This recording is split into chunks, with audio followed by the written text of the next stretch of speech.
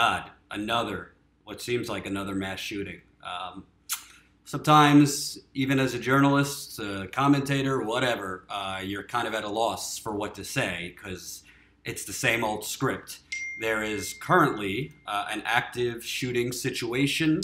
Hold on. There's an active shooting situation in San Bruno, California, at the YouTube headquarters. YouTube has a massive headquarters in California. We don't know if it's one gunman. We don't know if they have been detained. We do know that people have been taken out of YouTube headquarters and brought to, I believe they said Stanford's hospital. YouTube, I don't know the exact number, but it definitely has a couple thousand people that work there in San Bruno, California. It's on Google's campus headquarters. We don't know if it's the person who is shot is from YouTube. We don't know if the person, we don't know the person shooting is a YouTube employee. We don't know who it is. So I'm just gonna, as I'm live with you, I'm gonna monitor what I see in front of me on the television, but the headline says police confirm active shooter at YouTube headquarters. Right now it's showing presumably YouTube employees that have been taken out of the building, basically standing outside, in addition to a lot of police and SWAT and all of that. So another mass shooting, from schools to movie theaters to concerts, and now YouTube headquarters in San Bruno, California. So I am not going to give my thoughts and prayers because I think that's kind of hollow, but hopefully there's no casualties, and hopefully one day we can take money out of politics so this stops. James Michael Sarvis just said it, another day in the USA. Yep. I mean, what can I say? What can a host, a journalist, anybody really say? It's madness. The rest of the world, President Trump likes to talk about, the rest of the world is laughing at us on things like immigration. He likes to talk about we're not taken seriously around the world. No. The rest of the world is laughing at us. They're just laughing because we don't do anything about the mass genocide happening all around. It's totally avoidable. These situations are totally preventable. But our politicians are bought off.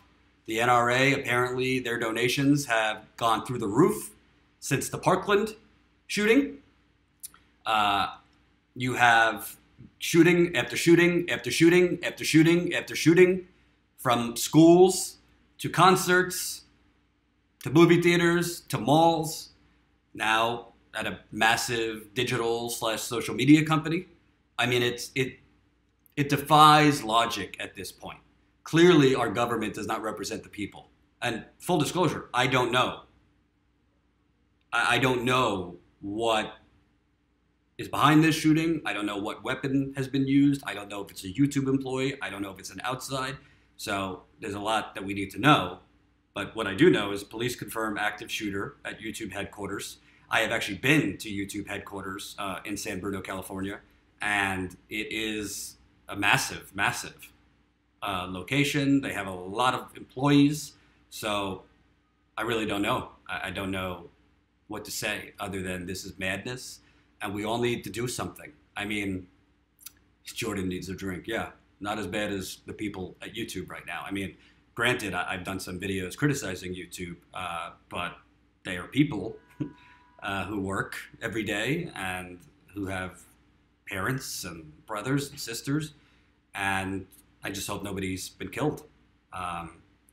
And it truly, as great as the March for Lives was in Washington, D.C. on Saturday, I wish I could have marched, but I'm recovering from back surgery. As great as that is, we need more than a one-day massive march. We need to be protesting outside of Senator Rubio's office. We need to be protesting outside of the White House. We need to be protesting outside Joe Manchin's office and the Democrats who support this. You have Democrat Doug Jones who was just elected in Alabama who beat a child molester. Would I rather Doug Jones than a child molester? Yes, I would, even though he's a fake Democrat and he's just a Republican, essentially. He came out against an assault weapons ban, saying it's not practical.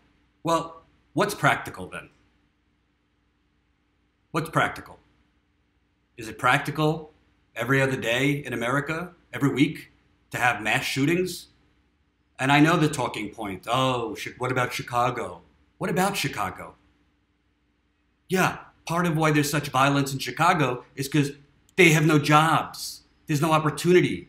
I just did a podcast interview with Anthony Clark, who ran in the 7th District. He's an African-American man, ran in the 7th District. He's a special ed teacher, terrific guy. He lost.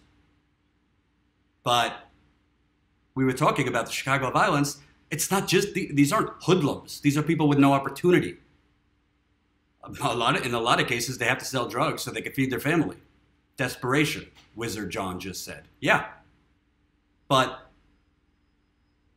we're seeing mass shootings on a daily to weekly basis. But you know what happens? The corporate media covers it for a few days and then goes back to Russia. And I'm going to get to a Russia story, which is absurd, in a couple minutes. But honestly, at a certain point, I got to say, I don't have children, but I have a nephew who I just spent a day on Saturday with. I don't get to spend a lot of time with him. He's 3 years old. He's a very cute kid. Love him to death. At a certain point, parents have to think about, do I leave America? It's not just parents of school kids. I mean, these are people who work at YouTube. What are they, in their 20s, 30s, 40s, 50s? I mean, how do you stay in a country where you're literally a walking target anywhere you are at all times? I mean, keep it real. The type of journalism that I practice, I am a target. At this point, the media is completely derelict in their duty. This is not an issue that you stay on for 3 days. This is not an issue. We don't need the play-by-play constantly of what happened from the minute the shooter got onto the campus to the minute it was over. That's what CNN does. That's what MSNBC does. We don't need it. It's pretty much the same story in every instance. There's usually an AR-15 or a mass weapon of war. And they go in and they blow heads off and shoot people in the back and kill either young people, middle-aged people, or young adults. The play-by-play doesn't matter. We don't need to know why did the shooter do it. We need to stop the mass killings. We need to get these politicians out of office. We need to protest not only the politicians, but the NRA. Because you know what the NRA does? They go silent for a little bit after these things happen. They wait till more donations come in, and then they pounce on lobbying and flooding the airwaves against candidates who speak out against them. I'm not going to speculate. I don't know who the shooter is. I don't know if it's a man, a woman. I don't know if they work at YouTube. We'll see. Hopefully more information will come up as I'm live. Obviously, this video could be very outdated when it goes up later, once we have more information. But the bottom line is this. There's a sickness in this country. This is not about mental health. And frankly, I don't want to hear that. Sorry. As somebody who takes antidepressants, full disclosure, nothing to be ashamed about. I have depression, I take antidepressants. That's what I do. It's saved my life in many ways. But as somebody who has suffered from depression, who's had some really dark times in his life, I'm sure many of you have as well, we're not going to eradicate mental health in America or the world. That's just not going to happen. We can make improvements. We should get more services for mental health. I think mental health should be treated no different than physical health issues. But there's an acute crisis now. And there's been an acute crisis for years. But we're talking about mental health. Well, if there's a lot of mental health in the country, maybe we shouldn't have such easy access to large weapons of war that even the military says should not be in the hands of citizens. That the individual who made the AR-15, who's no longer alive, but his family said he didn't intend it for citizens.